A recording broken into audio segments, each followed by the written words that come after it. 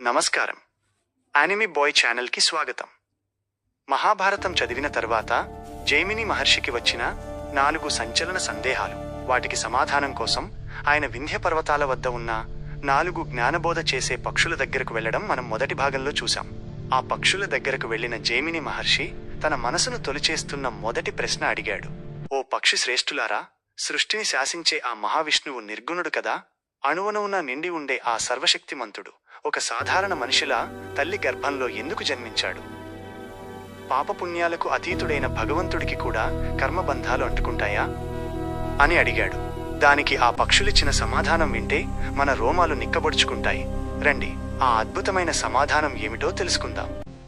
జైమిని మహర్షి ప్రశ్న విన్న ఆ 4 పక్షులు ఇలా చెప్పడం మొదలుపెట్టాయి. ఓ జైమిని, నువ్వు అడిగినట్లుగానే పరమాత్మ అయిన శ్రీ మహావిష్ణువు రూపం లేనివాడు, అనంతమైనవాడు. ఆయనకు ఆకలి, దప్పిక, పాపం, పుణ్యం లాంటివి ఏమీ ఉండవు. ఆయన సర్వవ్యాపి. కానీ ఈ అనంతమైన సృష్టిని నడిపించడానికి ఆ పరమాత్మ తనను తాను 4 రూపాలుగా విభజించుకున్నాడు. అందులో మొదటిది వాసుదేవ రూపం. ఇది ఎవరికీ కనిపించని నిరాకార తత్వం.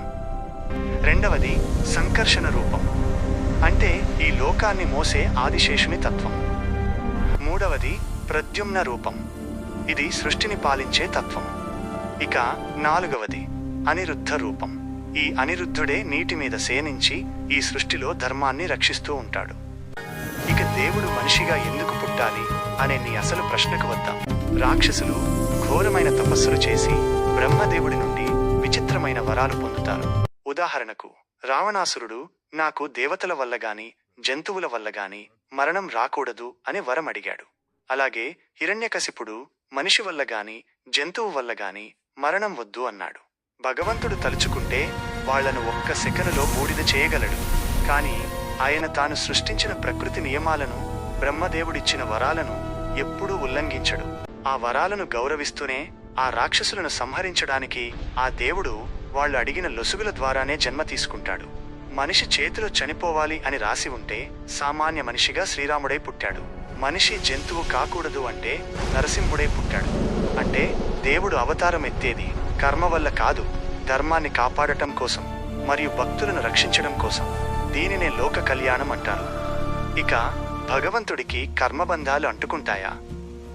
దానికి పక్షులు ఒక అద్భుతమైన ఉదాహరణ చెప్పాయి. జైమిని, ఒక నాటకంలో ఒక నటుడు రాజు వేషం వేస్తాడు. ఇంకో నాటకంలో బిచ్చగాడి వేషం వేస్తాడు. స్టేజ్ మీద అతను ఏడుస్తాడు, నవ్వుతాడు. కానీ నాటకం పూర్తయ్యాక అతనికి ఆ బాధలు ఉండవు కదా. భగవంతుడు కూడా అంతే. ఆయన భూమి మీద జన్మించినప్పుడు సామాన్య మానవుడిలాగే నటిస్తాడు. రాముడిగా భార్య కోసం ఏడుస్తాడు, కృష్ణుడిగా గాయపడతాడు. ఇదంతా ఆయన సృష్టించుకున్న యోగమాయ. మనుషులకు ఆదర్శంగా ఎలా బతకాలో చూపించడానికి ఆయన అలా మానవ ధర్మాన్ని పాటిస్తాడే తప్ప నిజానికి ఆయనకు ఎలాంటి దుఃఖం, కర్మబంధాలు అంటవు అని పక్షులు స్పష్టంగా వివరించాయి.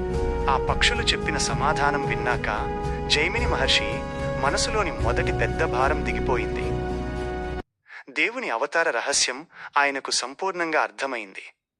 కానీ ఆయనకు ఉన్న రెండవ మరియు అత్యంత సంక్లిష్టమైన సందేహం ఇంకా మిగిలే ఉంది. ఒక మహాపతివ్రత అయిన ద్రౌపదికి 5 భర్తలు ఎలా వచ్చారు? ఒకే స్త్రీ 5గురిని పెళ్లి చేసుకోవడం వెనుక ఉన్న అతిపెద్ద ధర్మ సూక్ష్మం ఏమిటి? ఈ అద్భుతమైన రహస్యాన్ని మార్కండేయ పురాణం 3వ ఎపిసోడ్లో తెలుసుకుందాం. ఈ వీడియో మీకు నచ్చితే లైక్ చేయండి, కామెంట్ చేయండి. ఇలాంటి మరెన్నో అద్భుతమైన పురాణ కథల కోసం వెంటనే మన యానిమీ బాయ్ ఛానల్ను సబ్స్క్రైబ్ చేసుకోండి.